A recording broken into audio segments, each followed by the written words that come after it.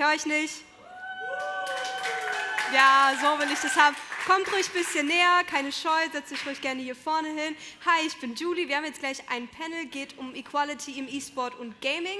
Und ich werde das gleich einmal auf Englisch switchen, denn wir haben englische Gäste. Also nicht wundern, nicht, dass ihr denkt, Alter, warum redet ihr jetzt auf einmal Englisch? Das ist mit Absicht so, denn das ganze Panel wird auf Englisch stattfinden. Ich will auch gar nicht so viel labern und meine Gäste begrüßen. First of all, Wiktoria, welcome. Yeah. Hi, welcome, sit here. Gabi. Hi, welcome. Daria. Welcome, welcome. Take a seat. Phyllis. Welcome, welcome. And last but not least, Noëlle. Thank you, hello. So, I'm so happy you're all here. Welcome. I hope you're all excited. Let's start with a little introducing round. Victoria, which you want to start? Yeah, hello everyone. My name is Victoria. I've been working in esports since 2018, and I'm a co-founder of Instreamly, where we help brands advertise within live streams of 100,000 streamers around the world. You also started as a gamer and then streamer and then esport host. What was your favorite game to stream?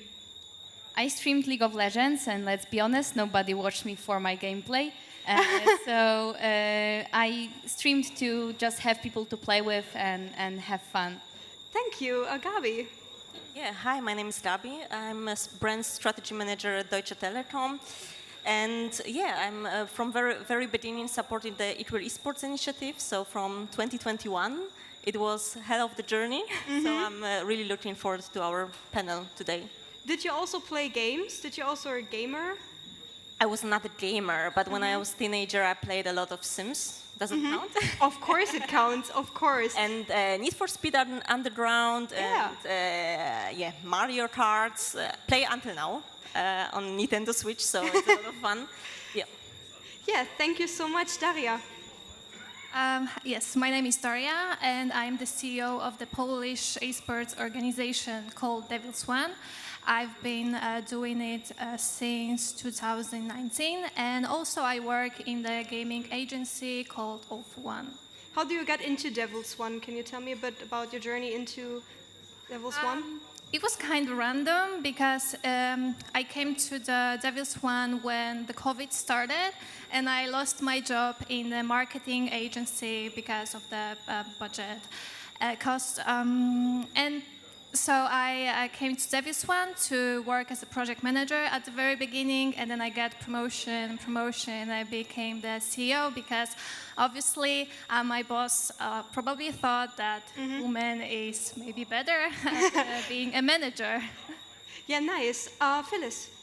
Hi, I'm Philly. I am a senior brand manager at Riot Games. I take care of everything League of Legends, Teamfight Tactics, and Arcane for the German-speaking market. This includes Germany, Austria, Switzerland, and so on. Thank you. There was one question I really wanted to ask you, and it was Valorant related, but you told me you don't play Valorant, so I'm asking you, how many hours did you spend on League of Legends?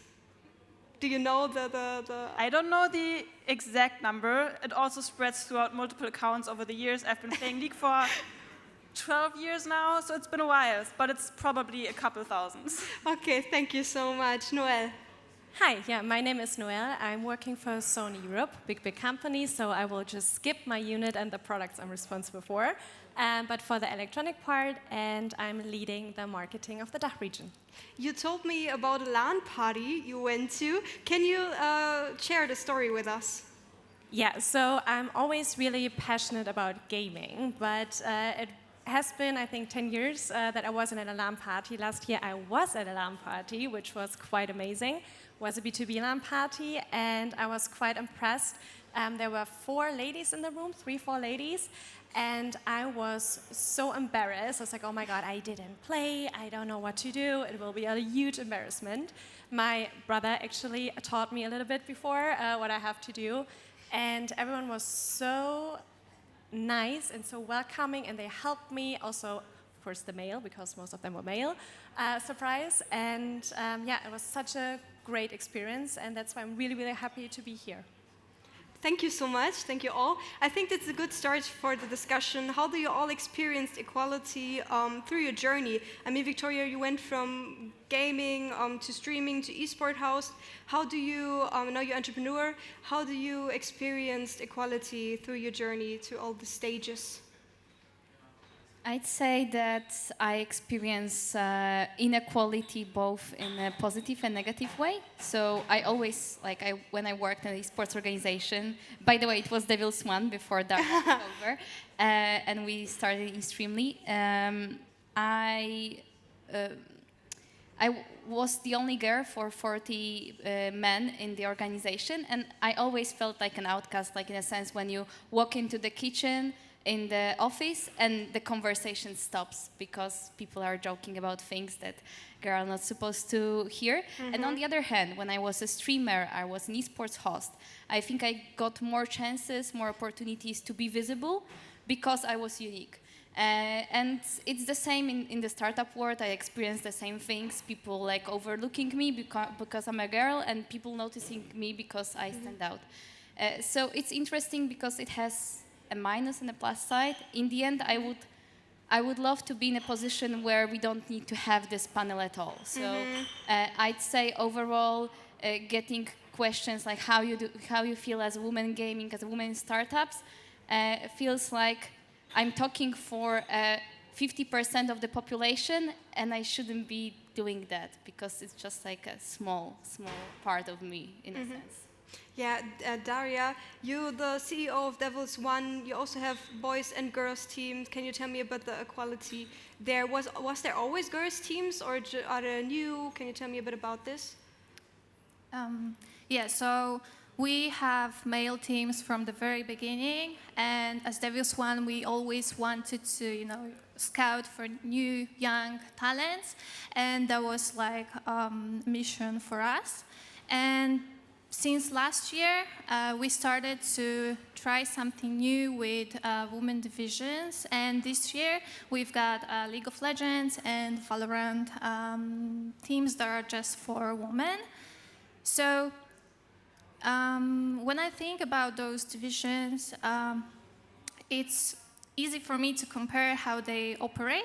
Mm-hmm. So I think it's very interesting that women care about atmosphere, social media, comments, initiative, just basically all those things, and it's like super complex and more difficult for us to work with them, while with men it's much easier because they only care about win and that's all.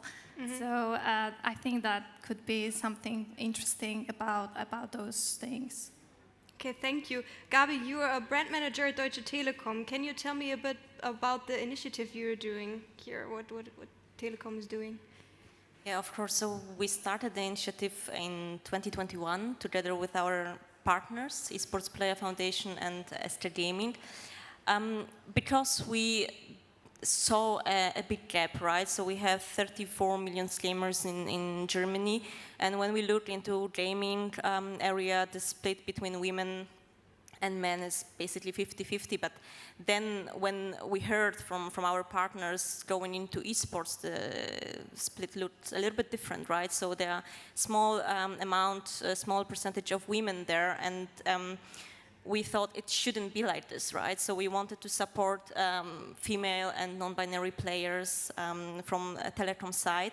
So we started the initiative, and I'm happy that after 2 years, actually the third year now with esports, Equal Esports Festival, that we see already so much positive happening, right? So at the beginning,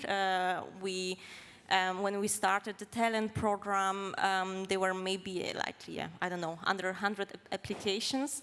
But right now, from year to year, the numbers of applications doubled. Mm-hmm. And right now we have application from more than 20 countries all over Europe. So I think my journey from the Equal Esports initiative, it's more than positive, right? So we see improvement, but of course we will not stop here. We want to do more. From the very beginning, we also said that we don't want just a PR campaign. We don't want to just, be a sponsor and positioned us as a brand. That's just too easy. So we wanted to really create a long-term initiative and the platform for women and non-binary players.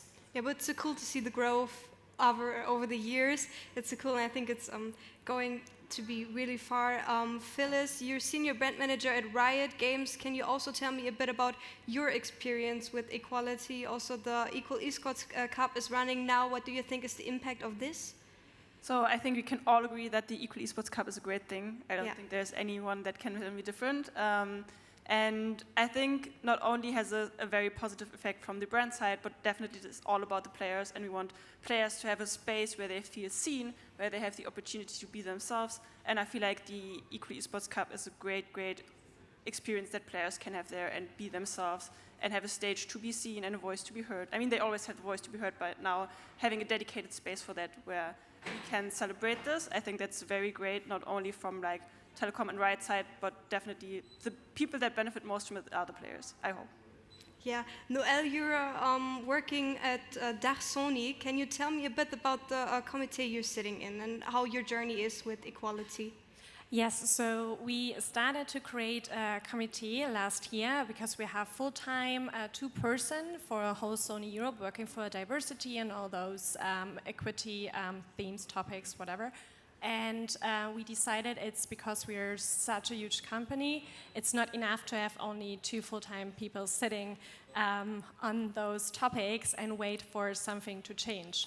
So like we are here to change something by ourselves. We created a voluntary group where everyone at Sony is free to join and make sure that we have a unique, open-minded workplace and make sure that if we have any ideas, we help to make them happen. And in each country, for example, in the DACH region, I work with the HR teams and make sure that if they need help, if they need brainstorming, all of them have their own goals and focus and work on that. Of course, they don't need my help on that, but voluntary, if they need help, we are there and we give some highlights here and there. Yeah, but not everything is this cool in the scene right now, so we're here to talk about this as well. I stay with you, Noëlle. What do you think is the main problem overall? Because we're here to talk about men and women and esport and equality. Do you think there is a main problem overall? Do you think you need something to change? Can you tell me a bit about it?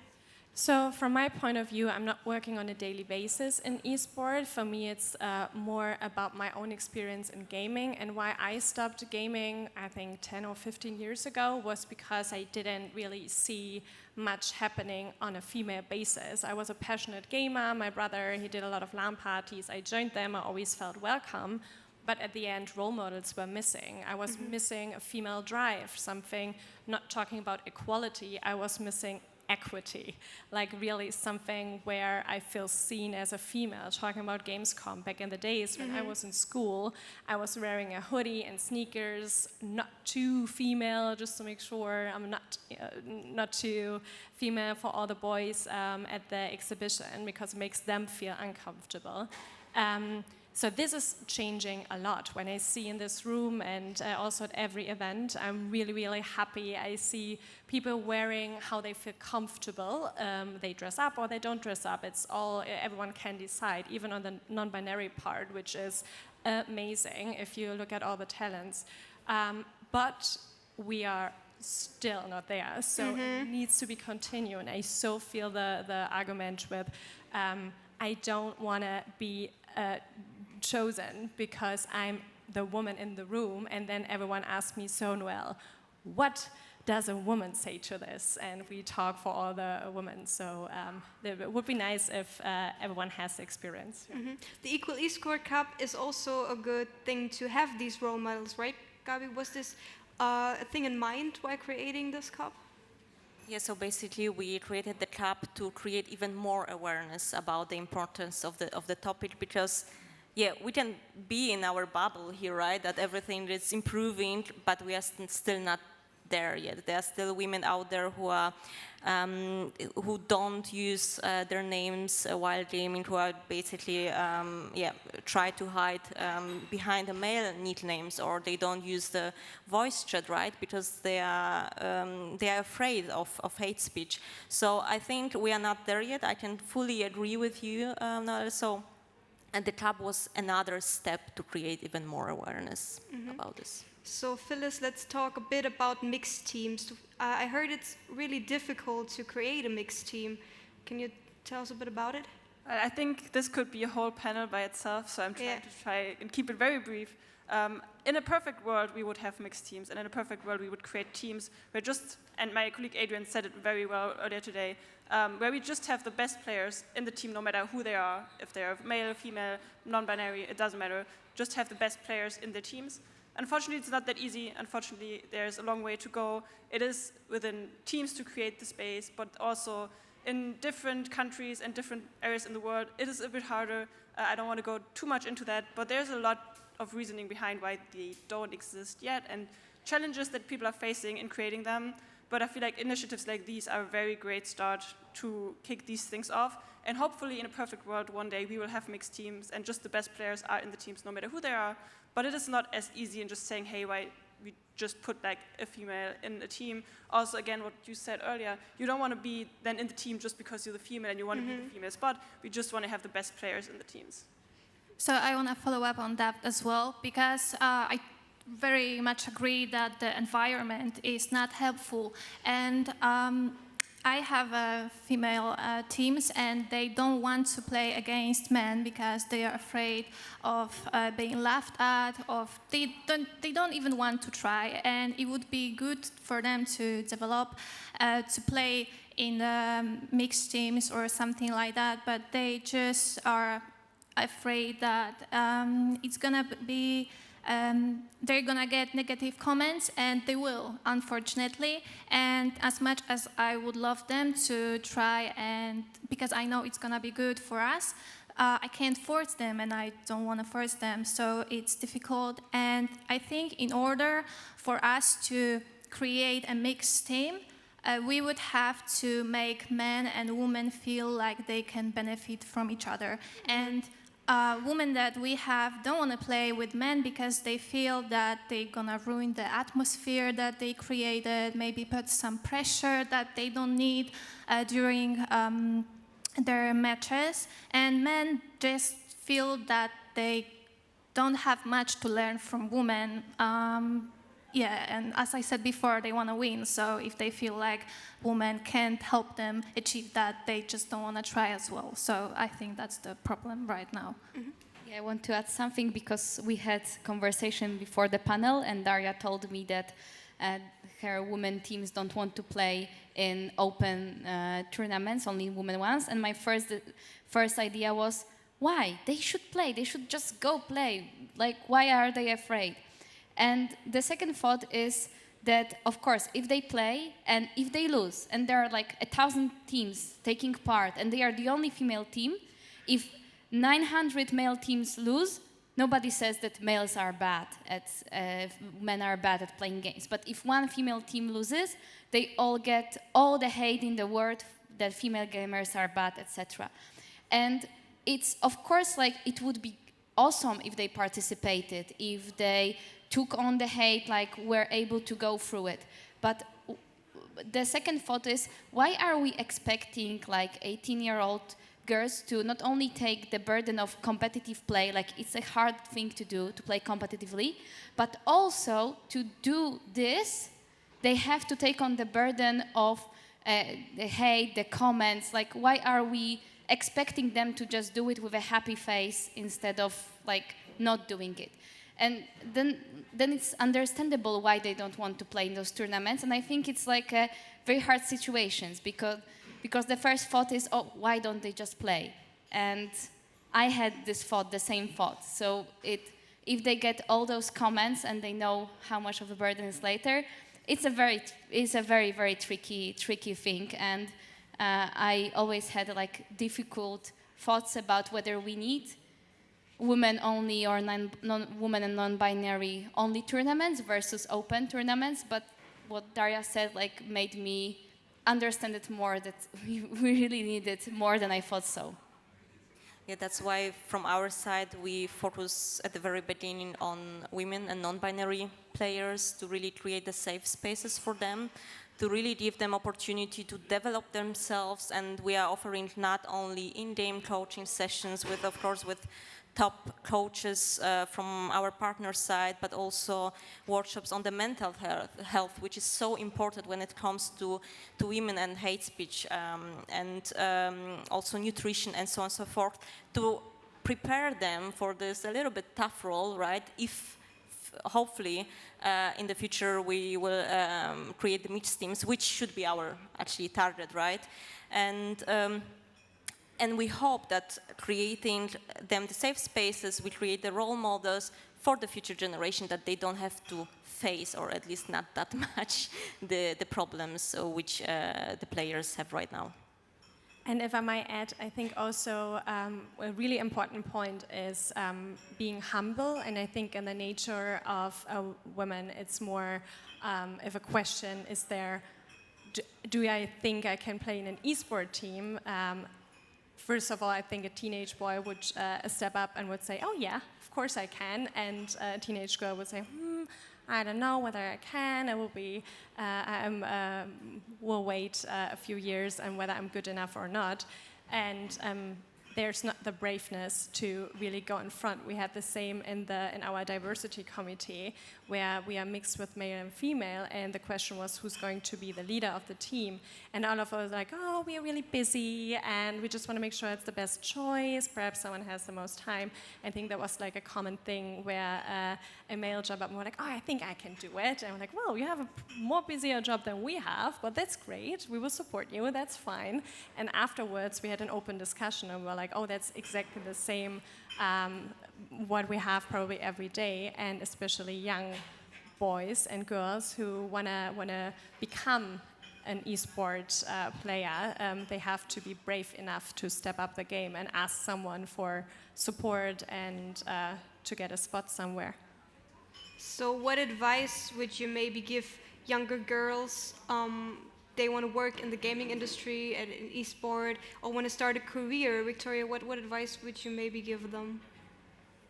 I will not tell you about what people who want to be an esports player, because I don't know if you want to be a pro. But if you want to work in gaming, I'd say broader gaming, not only esports. There is a huge need for people who understand different niches, because especially in gaming marketing, and gaming is all about marketing, whether it's marketing budgets of the games or of the influencers, etc. In the end, it's all about marketing. Everybody knows the League of Legends, CSGO, like the major games. But then comes briefs like, okay, how do we reach women gamers? How do we reach people who play with their friends? How do we reach kids who are under 9 and they play games? And people who have different experiences than a standard, let's say, 20-something-year-old guy from a big city, let's say, will have this knowledge how to really understand those people. And I think gaming is so big that all those things are an asset. And all those things, the creativity, the perspective that you bring is important. And in the end, mixing this knowledge with some kind of very specific skill. I'm very much in the marketing department. When I see somebody who can write things, who is passionate talking about stuff, who's asking questions, I think there is a lot of work to do within gaming. And the tip would be be brave enough to suck at something new. I have this great trait, great for me, that I am like a guy in the sense that I just see a thing and I say, okay, I am able to do it. I don't know shit about it, but I can do it. I can do a startup, I can do a strategy for a gaming campaign, I can do everything. And for some reason I managed to do it better or worse. And I think that if more girls had this opportunity to think to themselves that they are able to do and try things, this is what gaming is about. It's a playground to try things, try them again until you make it perfect. So I would just advise to be brave enough to suck at something new and to reach out to people, not to wait to be perfect to do stuff. Thank you. Yeah, I agree. And my advice would be to actually reach out to local organizations and, you know, just write to them, just introduce yourself, maybe say what you like, what you want to do, what are your ideas. And definitely I would hire that person if she was brave enough to talk to me or to Devil's One. And I personally help, because I work in the university as well, and I help my students with finding an internship in esports industry. So I know it works. All you have to do is, you know, try and just come with the initiative, because those are the people that we need in the industry. So you need the initiative and the passion, and that's all. Gabi, do you think the initiative that Telekom is doing can also be a chance for younger girls? I mean, definitely, right? Yeah. I hope so. But to add on what Wiktoria and Daria said, yeah, be brave enough, reach out to other communities.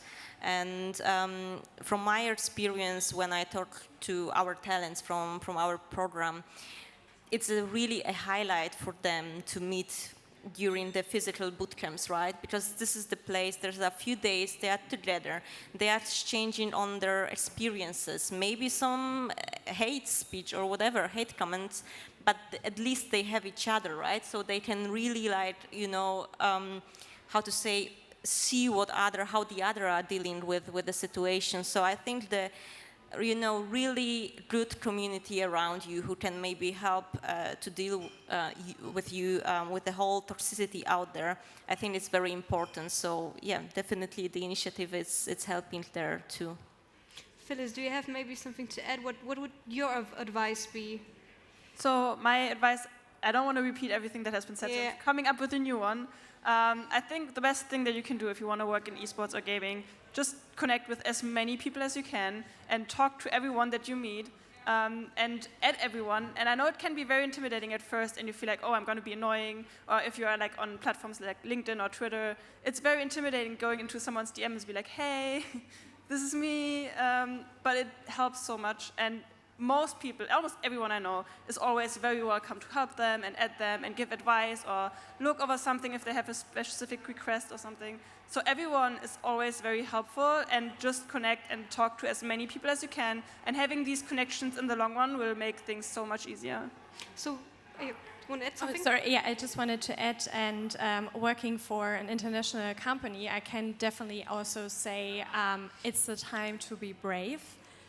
Because if we talk about budget, marketing budget and money, it's the right time to step out there and really think about, is it worth to invest my time also on creating a network and perhaps getting more skills and really play. Because companies, they look at this. It's not only the soccer team that is now on the focus for sponsoring. It's like really authentic sponsorings, or like Telekom is doing this amazing event. I think it's the best time. Go out there, try, give your best, and really important point, create your network. So we talked about, do you want to add something? I just wanted to add, like, also you don't have to work for somebody or even connect. You can start just doing your own stuff. Mm-hmm. My first thing that I did in esports, I borrowed a camera, went to an event and started doing interviews with players in the championship of Poland of League of Legends. And I had interviews with the top stars back then.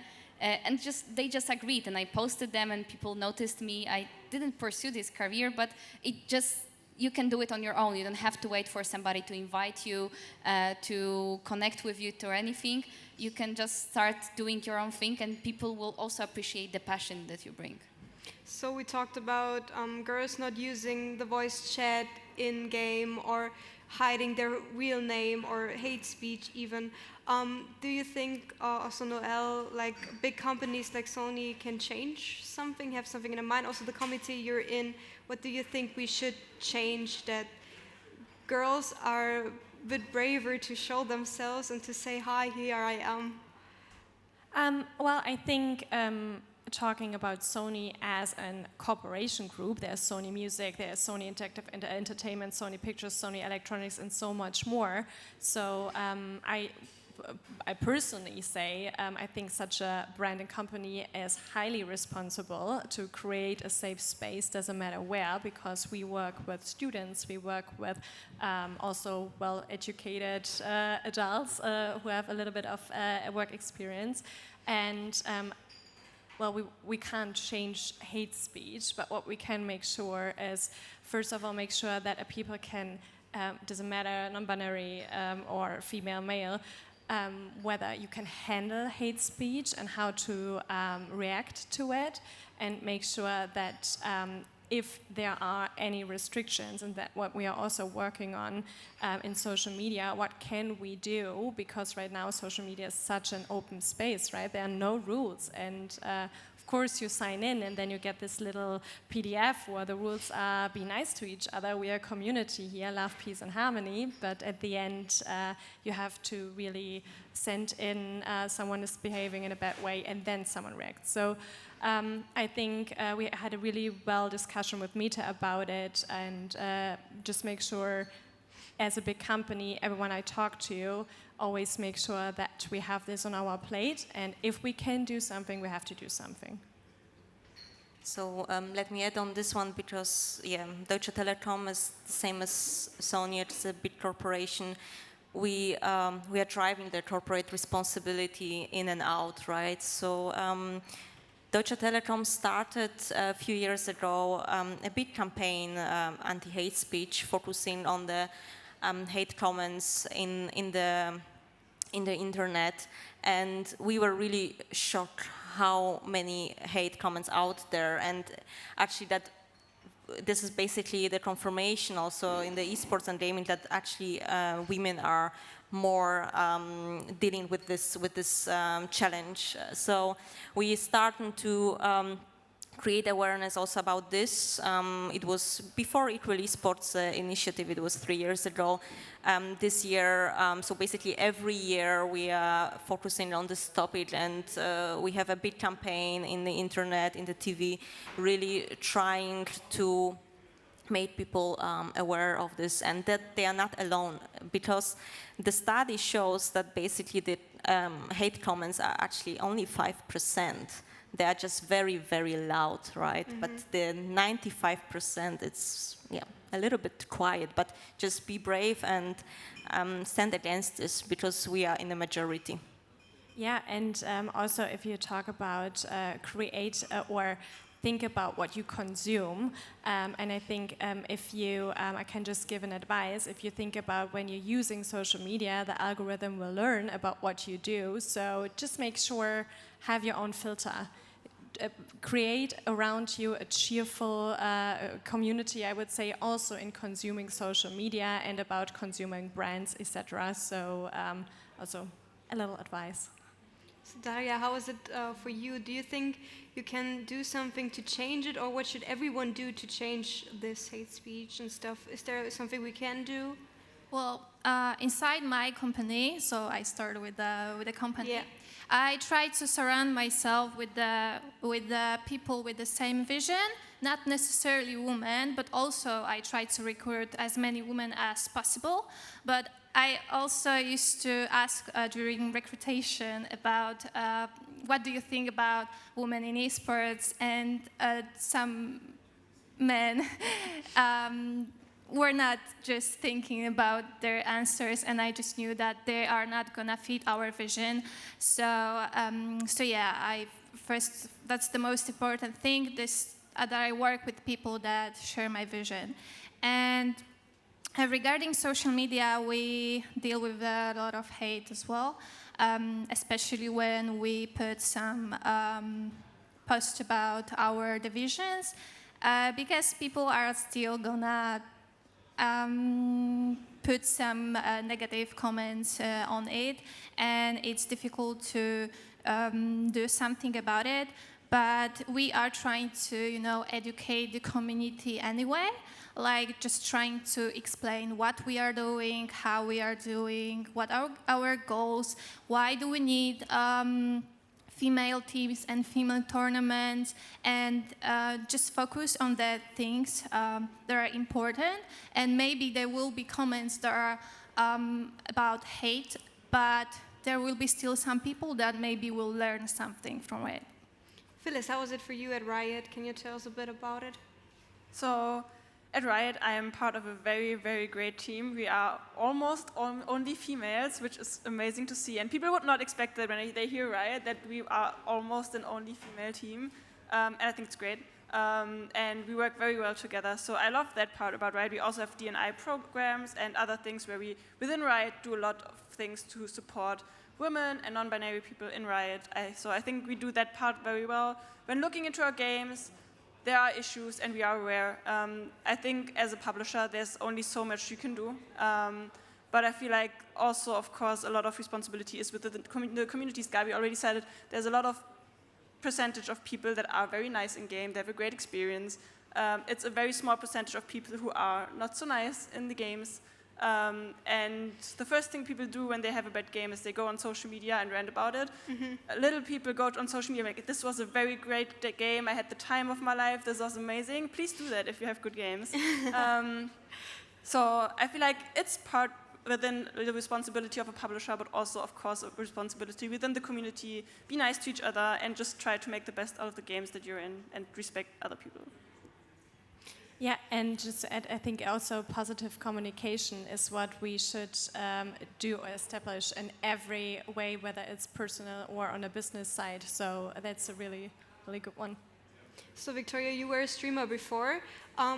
What advice would you give when female streamers are streaming and get bad comments? What advice would you give them if they're really passionate about it and don't want to stop because of like this hate in the chat?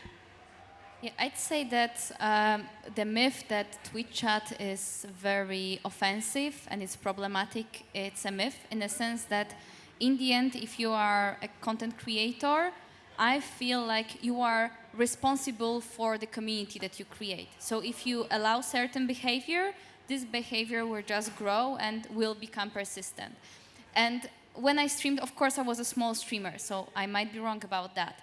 But people in my chat were able to talk about religion and philosophy, politics with me, and there were no problems. Somebody raided me with a bunch of randoms, and they started like throwing some texts that were not nice.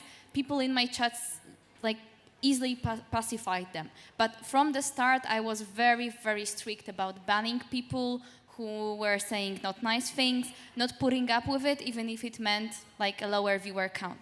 And it's the same for male creators. If you allow people to roast you all the time, to be not nice in chat, probably it's gonna be more people watching you, but this is the community that you're gonna get.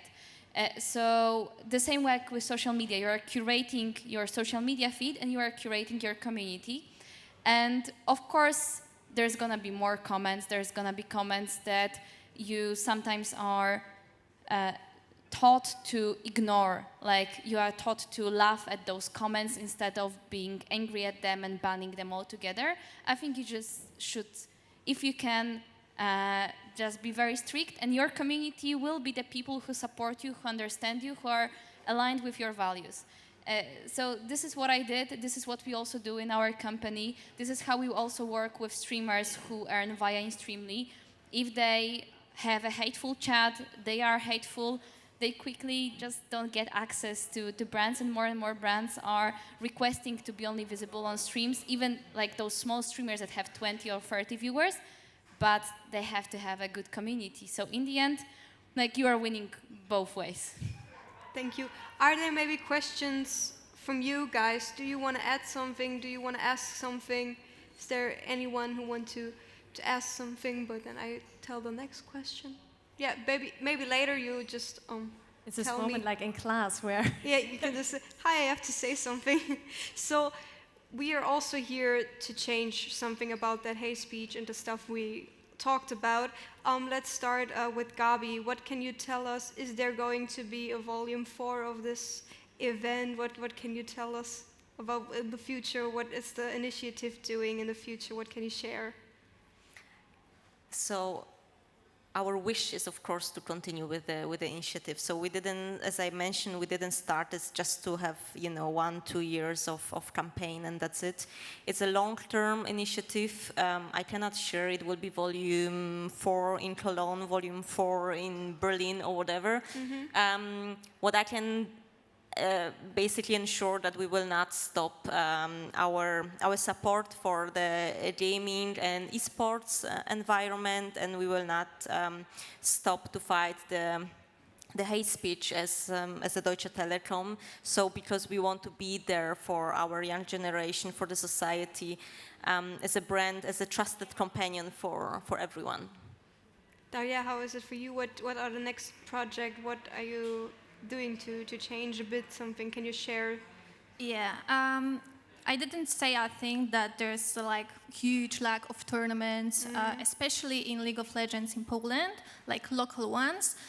Therefore, we have to look only to play in international, and it's difficult for us because we still need some more time to develop our team to play internationally. So I thought that maybe we'll try to do actually next month a small tournament for just local female players in League of Legends, and maybe see the interest, and maybe I'll also try to reach out to some women in the industry for help and see if we can work something out nice. Phyllis? So in Riot, we already have programs, for example, game changers for Valorant. In my perfect world, we would also implement these for other games as well.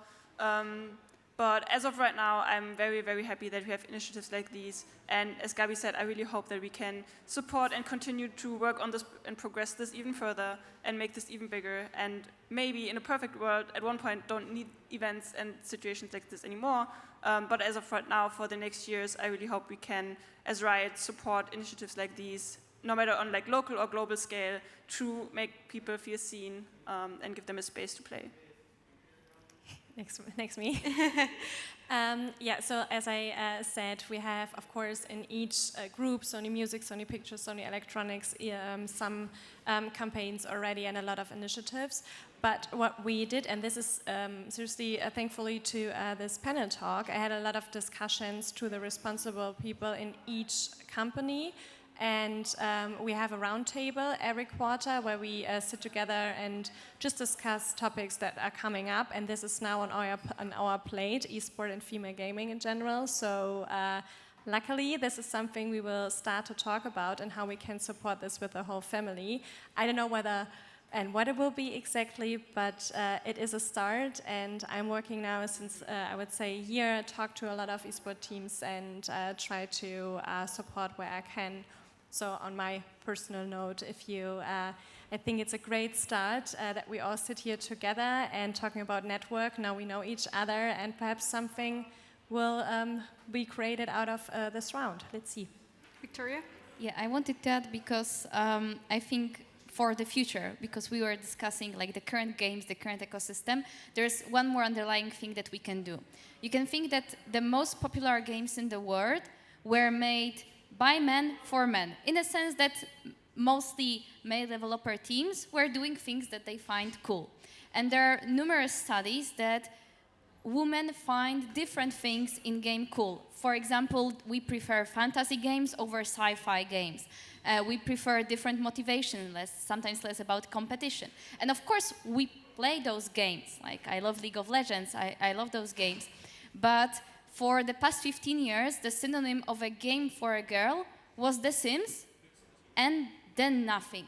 Then we got Stardew Valley, there is now Palia, and there is still a lack of games that are not only marketed towards women, because Valorant has a better female base than League of Legends, I think, because also the marketing, the champions is better for women, but still, I think in the future, what we can look forward is going to be more games that are good games for girls, that are not Barbie games that were just added to your cereal box, but full-on games that are made for girls to enjoy and that embrace the things that, for example, little girls like. And I think in the future, especially if some of you have kids, for the hate speech, for the places for women, for encouraging women to play. I want to see those developers taking women gamers as important as male gamers, and not only saying, oh, you can play all those games that are there, but make games that are specific for us and they are not The Sims or a version of The Sims. So this is what I'm looking to forward as well, not only expanding like presence of women in those spaces that are already there, but creating spaces and games that are about women and for women and for what we want in those games, the same way as we have many genres and many types of games. That's a good point. So if there are any questions you can ask right now, maybe if someone wants to add something. But Everyone is looking for the after party, I think. Yeah, I think so too. But in the back there is one. Yes, good evening. I have a question according to League of Legends, so maybe more for the people who work with Riot. The sexualization of some champions like Misfortune or Briar's feet recently, which was very weird to me, that feet of a champion are such a riot in the internet. How do you deal with this issue? Will you rework some characters, or will the old characters stay like they are now and only the new ones will be less sexualized? So I think when we look at all of the champions that we have, which are, I don't know, please don't quote me on this, 170 something, I feel like we have a very diverse range of champions that we have. We have them with different backgrounds, we have them with different sexualities, we have them with different looks. So I feel like we're trying to have as many diverse champions that we can provide. Of course, we have champions that have been released several years ago, and of course they looked very different. The game was in a very different state. But now with the champions that we have released over the last years, we definitely took into account what we are putting out there and the kind of people that can identify with them.